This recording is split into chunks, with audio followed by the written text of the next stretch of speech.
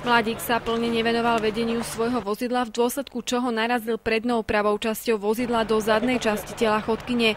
Vodič po zrážke auto nezastavil, pokračoval v jazde a až po niekoľkých metroch sa vrátil späť. Dokonca sa snažil bezvládnej žene pomôcť. Som neušiel. Ja som išiel naspäť, som sa zastavil. Na miesto nehody po niekoľkých sekundách dorazili susedia. My sa so švagrinou zhovarali tu pri dome a naraz veľký rachot sa stal. To také bolo rachot a my sme sa otočili a hovoríme, že čo to pre Boha.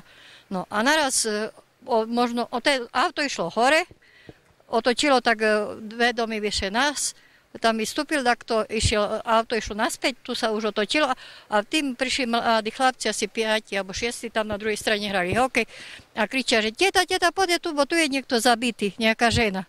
Podľa oficiálnej policajnej správy bola žena po náraze odhodená k betónovému stĺpu. Pri nehode utrpela vážne zranenia s dobou liečenia približne 3 mesiace.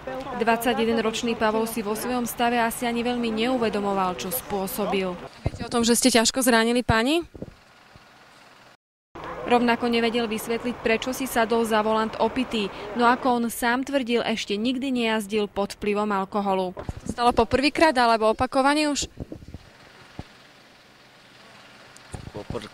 Po prvýkrát. Bolo u neho zistené viac ako 2 promile alkoholu v krvi. Že nie je na tom až tak zle, chcel dokázať starým známym spôsobom. Potom sa už nevenoval následkom nehody, ktorú spôsobil, ale telefonovaniu pravdepodobne so svojou priateľkou. Mirka, mám ťa rád. Posielam ti pusu, hej? Čau, drž mi palce, hej? Držím. Potom daj znak, dobre? Hej. Dobre. Opitému vodičovi odobrali vodický preukaz a taktiež bude čeliť obvineniu z trestného činu ublíženia na zdraví.